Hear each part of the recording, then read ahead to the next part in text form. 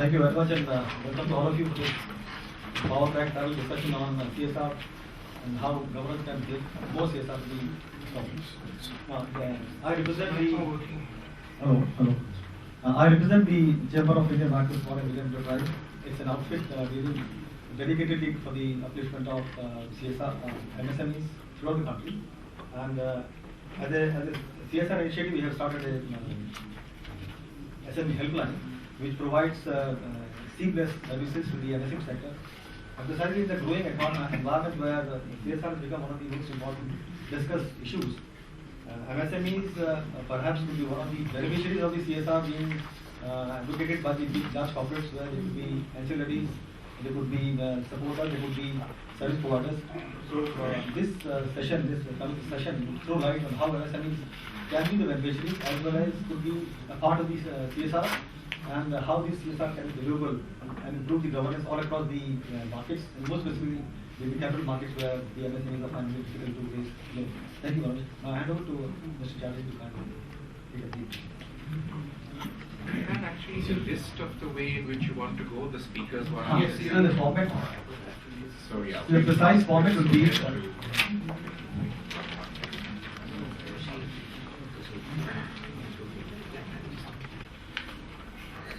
First of all, I'd like to share this about minimum 2%.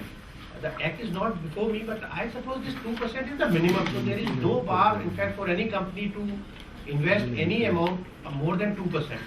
And if anybody doesn't want to invest at 2%, I suppose they have to just declare it in their annual account.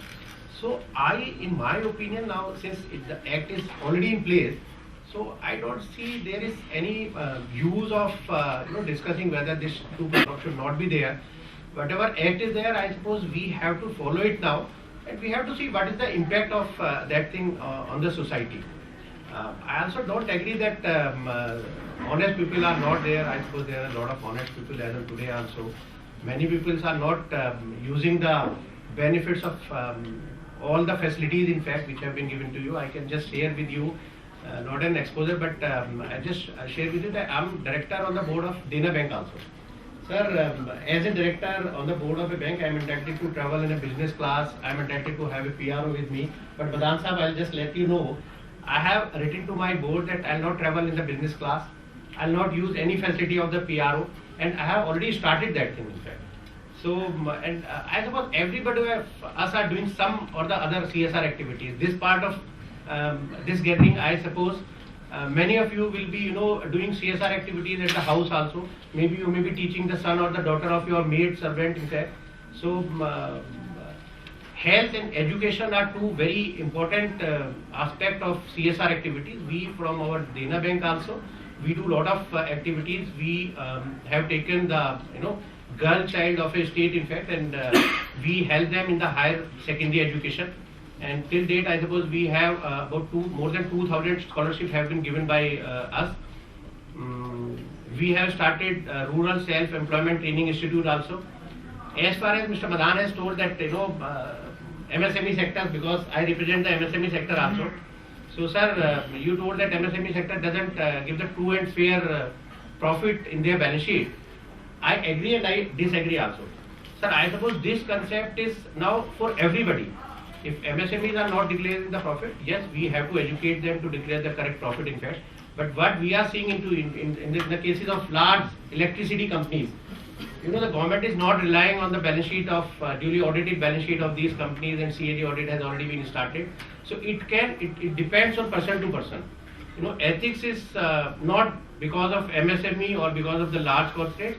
Ethical person can be within the MSME, within the large corporate also. So yes, we have to do some CSR activities, definitely, and no doubt about it. I don't see any doubt. Mr. Roy, go ahead. I think as an MSME representative, I see this as an opportunity, and even the RBI governor in one of To satisfy yourself that what you intended to happen on the ground, impact you wanted to create, actually was created. Alright? Now, whether you give it to an NGO or to a social enterprise or to an MSME is your choice. You choose your partner. Having chosen your partner, you need to monitor very carefully and see that the impact you wanted to is actually created. If it is created, you will derive the satisfaction, right, from the money you have spent. The second point is, donation or charity is not CSR. We have a popular term called checkbook charity. That is prohibited under the law. Writing a check is not what CSR is about. You have to make a project which will have a start date and an end date. You will have to say in that project where geographically is it located. What amount of money will you spend on that project? What are the impacts you want to create out of that project? Okay? Now, whether there is an evaluation that you want to have at the end of the project, all of these things are part of the project. And the project is a cost. If your budget is 5 crores, you may create 5 projects, 1 crore each. Or one project, 5 crores. Your choice. Okay? So, but in the end, the satisfaction you derive will come from monitoring it well to ensure that it happens well. And for that, you must choose a good, reliable agency. What did Suhail say? All that will happen is the public sector chiefs will give it to their wives' agency. Now that's also a gender-prone statement. It's not about wives' agency. It could be a woman in charge giving the keys to the spouse. I've seen that also happen. So the fact is, we have said here that you cannot have an NGO or an agency which does not have an established 3-year track record of implementation. If it doesn't have it, you can't use it. You know, everything that the doubts that are being expressed have been thought through to the very end. The worry again expressed was ministers. Now understand that of these 16,057 companies, 16,000, ministers are involved with 110 out of 16,057. Because public sector entities are only 110. Okay? Even presuming that in these 110 the minister has control, how will he exercise it? We are bureaucrats. We know exactly what ministers do, far better than Mr. Seth will ever know. He knows what the private sector does. We know what the public sector does. Now here the fact is that in the board, you have to have a 3-member committee, one of whom will be an independent director. The names and faces of each of these 3 people will be on Corporate Affairs website, IICA website, and in the director's report, which the managing director will make to the shareholder. Therefore, these 3 people who are the CSR committee of the board are targeted by name and face. If any project is done which does not meet the requirements of the law, these 3 august personages are liable to what you know? Guess the punishment. 25 lakhs individually penal, 3 years imprisonment. Now, will the director listen to his minister? What is the first parliament question that we receive? In the minister's constituency, how many companies have spent how much money through which NGOs? Please provide the list of NGOs. Please tell us who owns these NGOs. You are a minister. Will you take this risk? Try to understand. We have closed every single door, every single window, every single ventilator to prevent misuse of any kind of this CSR. Because in the end, the liability rests with the 3 board members and the MD. When you write your policy, and you have to write this policy before 31st of March 2014, this policy has to have in the annexure every single project which you will take up in the year 2014-15. We are not going to read your policy, but we will read every annexure. On the 1st of April 2014, I will know 16,057 companies. What is their list of projects? On each project, how much will they spend? Where? In which area? And who will be the implementing agency? And that will be public knowledge. Because the Act specifies that in your policy, you have to write down every activity which you propose to undertake. The level of disclosure is substantial. In the rule-making committee, Mr. Vijay's contribution is substantial. Because we thought it through. Where are the loopholes? What can people take advantage of and what they cannot? And that's why he emphasized the fact about the CSR committee and the policy that has to be framed. There is a responsibility statement also. Now,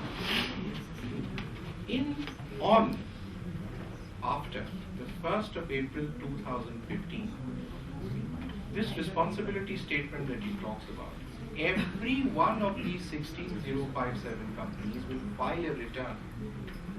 That return is like your income tax return. It's online.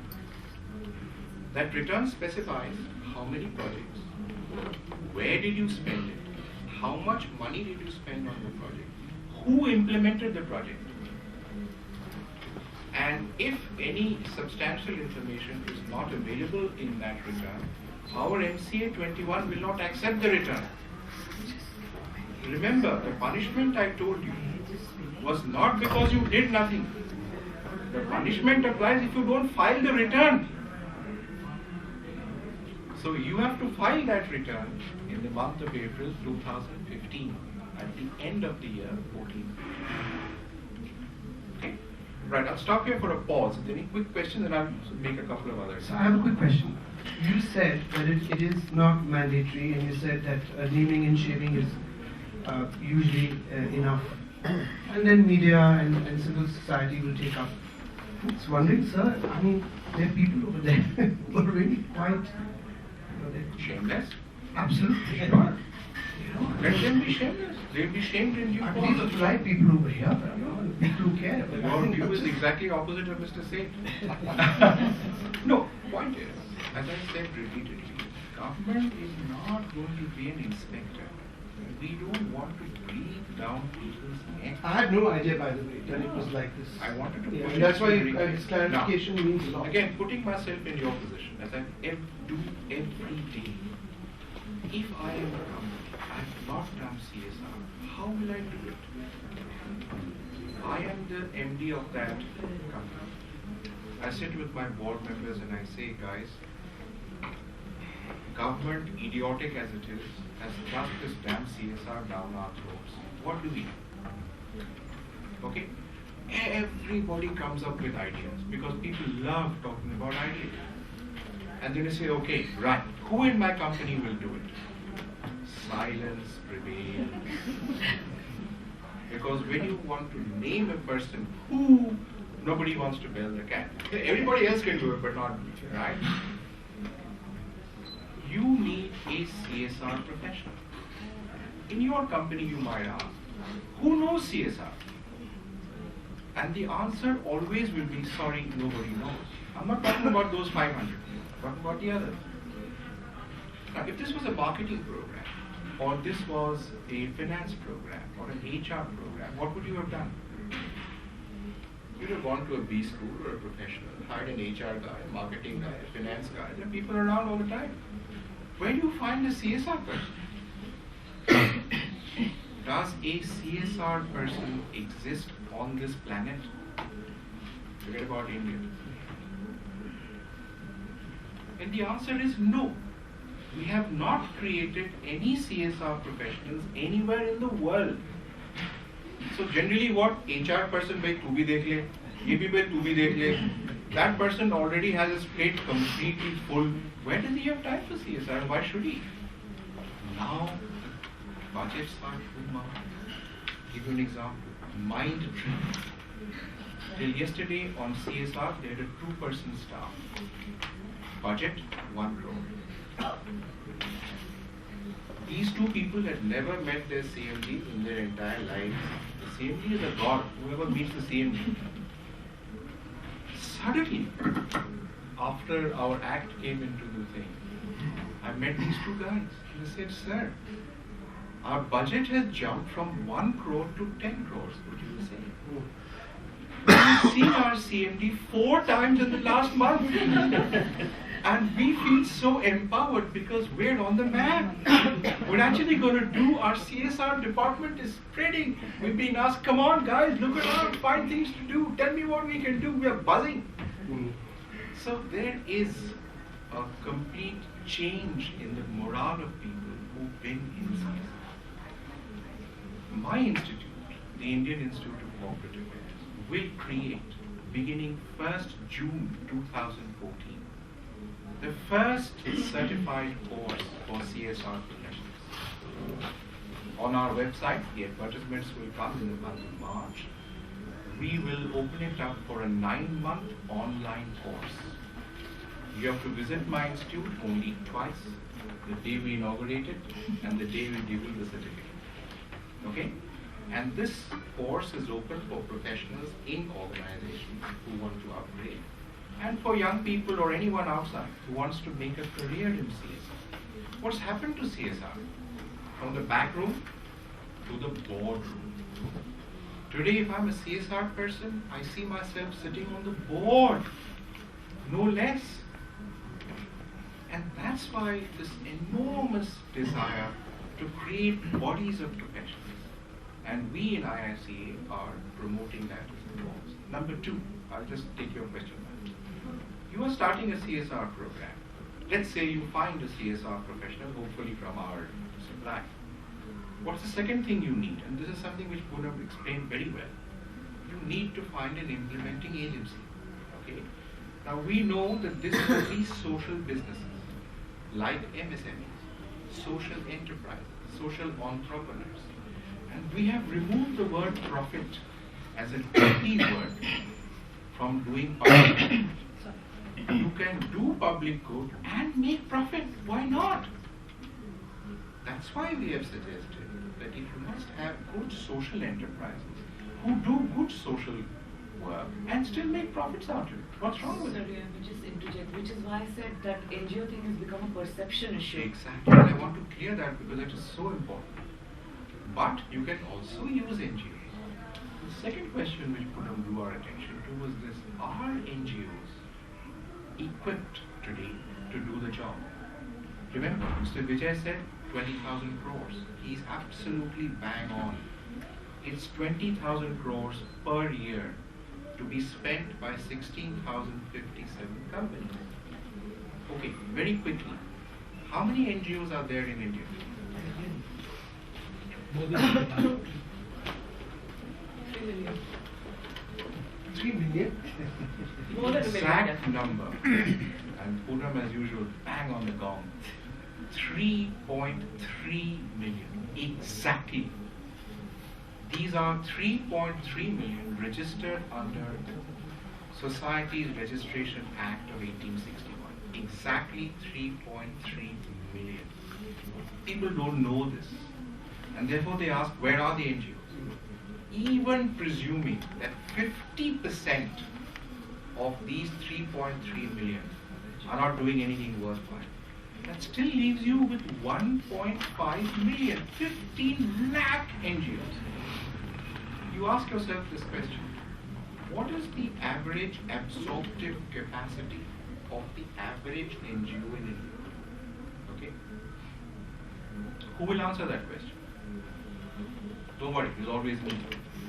It's roughly between 20 to 30 lakhs a year currently, without having jacked up their capacity or having built their capacity. If it is 20,000 crores, and if there are roughly the absorptive capacity is 20 lakhs a year, we need about 100,000. Just 1 lakh NGOs is all we need. 3.3 million, you need 1 lakh NGOs. Are they there or not there? Quite obviously they are. Now, having answered that question, suppose you needed to find one. Said, okay, they may be there. Where do I find them? How do I know they are good? How do I know that their track record has been verified? How do I know that their documents have been verified? NGOs could be here today, gone tomorrow. There again, the IICA, my institute, is creating the NGO hub.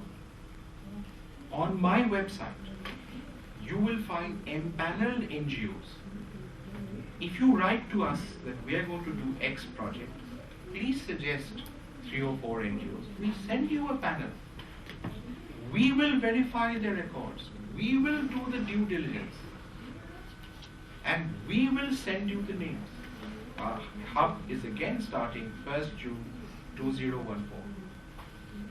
So our idea is to provide you with services, because government, when it thought of this program, also created an institute which gives you the supporting services to do this job. Okay? Finally, you might ask, okay, I have a profession. I have found either a social entrepreneur or an empaneled NGO. Where do I find a good project? Right? And you worry because all kinds of nutcases come to you with all kinds of projects. Where do I find a good, scalable, replicable, doable, sustainable project? Again, the answer is the IICA. We are going to put up shelves of projects on our website. And you could access that and take from there if you want to. You can do any projects of your choice, no compulsion. But our projects will be vetted by an expert panel. And those projects will be put up. And we have projects ranging from, say, 10 lakhs to 10 crores. Your choice which project you want to take. And suppose you say, here is a 5 crore project, but I can give only 1 crore. By all means, we'll help you to find partners who will fund the other crores, so that more than one company can do a big project. And we'll also help you to find the right kind of implementing agency. Now, I said all this to you now because all the misgivings that are being expressed come from lack of knowledge. Okay? Nobody reads, nobody understands. You speak a lot and go away. The fact is, every single part of this has been thought through. Again, the point made was, people will go away from 2% because 2% is all we need to spend. 2% is a cap. Again, wrong. Factually incorrect. If you read the act, it says a minimum of 2%. It already says in the act. Why should there be a confusion? If you have a confusion, there's only one section, 135. It has only 5 sentences. At least read that much. If you don't even read 5 sentences from the act, you have no right to come on a stage and speak. You are either informed or not informed.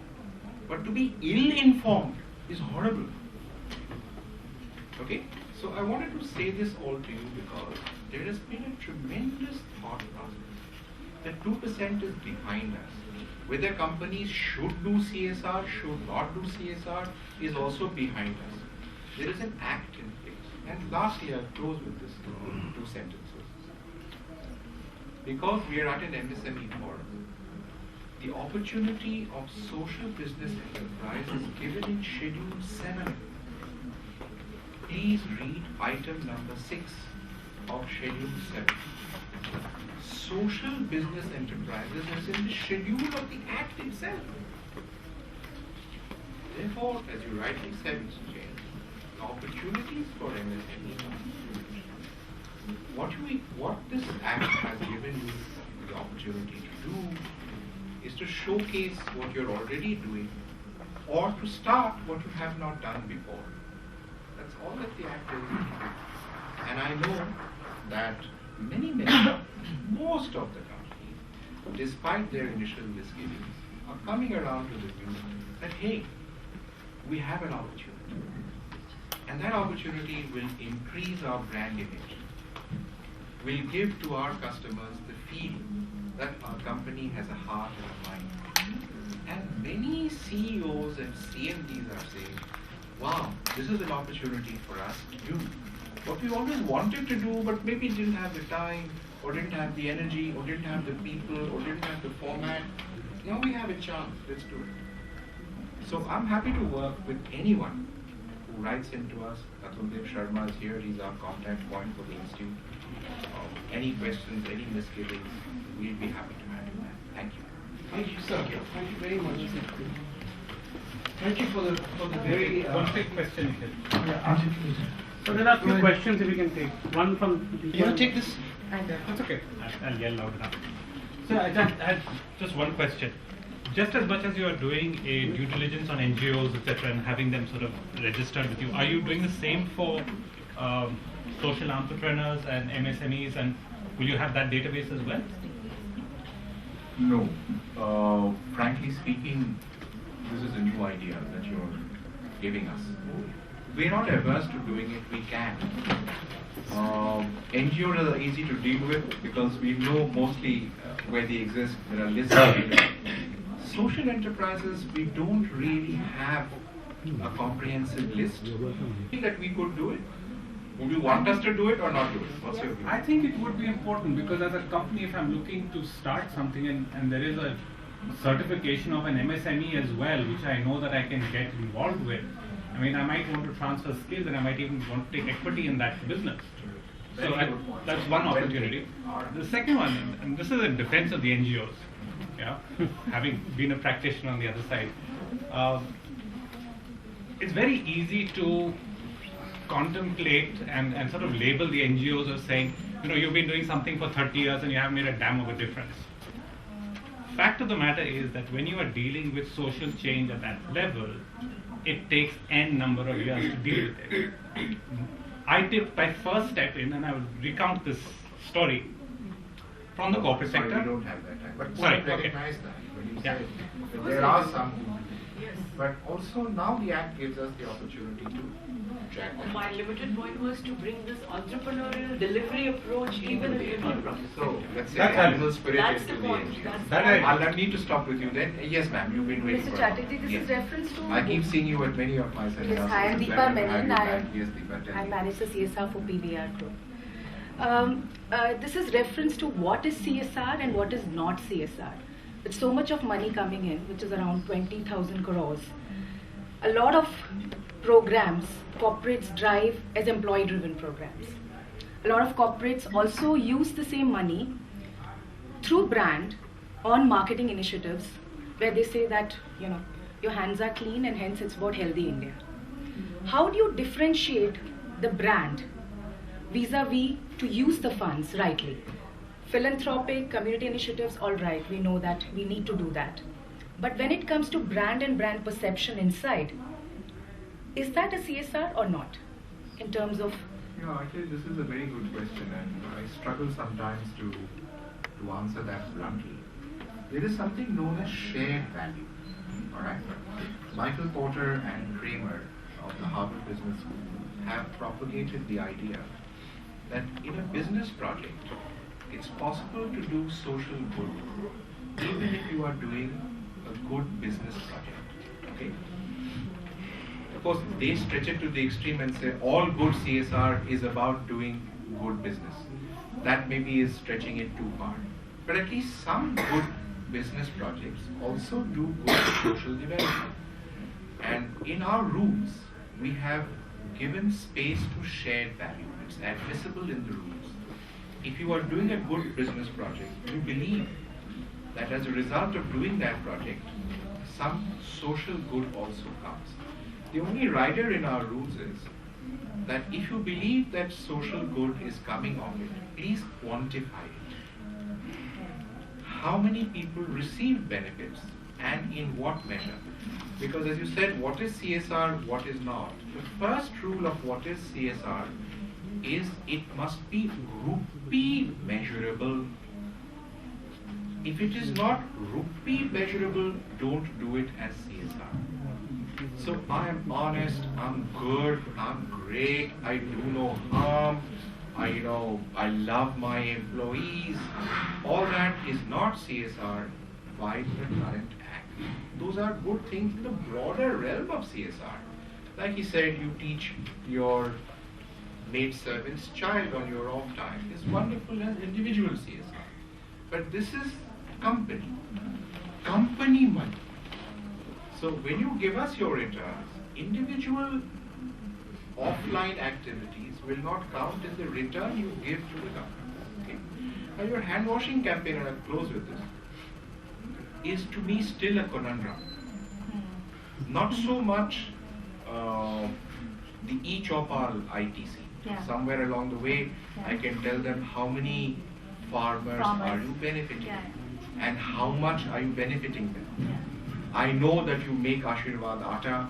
I know you sell it at humongous profits. In all probability, you are exploiting these farmers. However, we can still say we know there are farmers that you are benefiting. So just tell us to what extent. Now look at the Hindustan Unilever, and I'll leave you with this conundrum.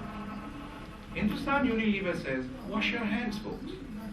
Mothers, children, wash your hands 20 times a day, 40 times a day. You will eliminate bacteria. You will have a clean environment. You will be sanitized. Your hands will be sanitized. Your children will be sanitized. Your school will be sanitized. Your home will be sanitized. All of the world will be sanitized.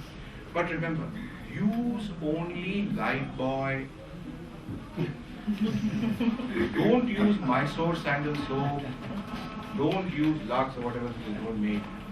Now, clearly, there is a moral dilemma here. Is this a rural marketing strategy? I'm encouraging you to wash your soap white because I want to sell my product. Now, there's a moral dilemma. Should I classify this as my CSR? Should I? What will the world think of it? What will the media think of it? What will social activists think of it? And yet, when I was sitting in the HUL boardroom, the CMD of HUL said to me, Dr. Chatterjee, let me tell you the world's biggest CSR ever attempted. It's the hand washing campaign. And he went on and on about it for an hour and a half and gave me a presentation after that. So when I came home, I didn't know what to do. And there still exists that moral dilemma that if that company files that return, will I accept it or will I not? I'm the doorkeeper. I just don't know what to do. Perhaps I think at some point we have to draw the line at a rural marketing per se. Okay. I have this particular point has come when we were deciding what is CSR, what is marketing. Like sanitizer. Now, which Mr. has rightly pointed out that if you are campaigning Lifebuoy, then it is not a CSR. If suppose you are giving free Lifebuoy shop and telling people that wash, even then it is not CSR because in a way you are marketing your product.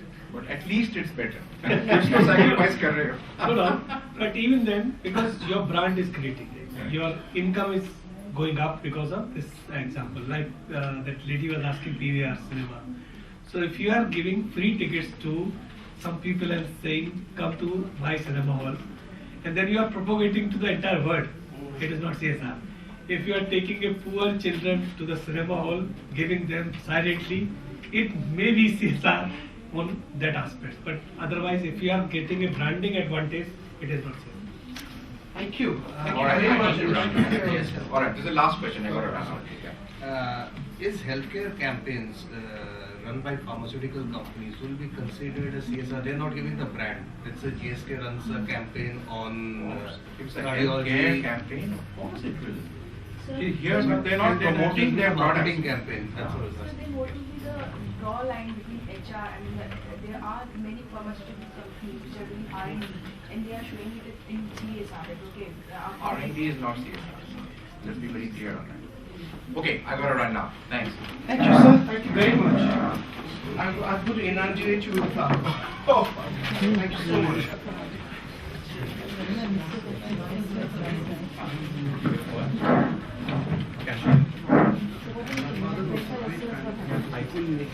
Okay, thank you so much.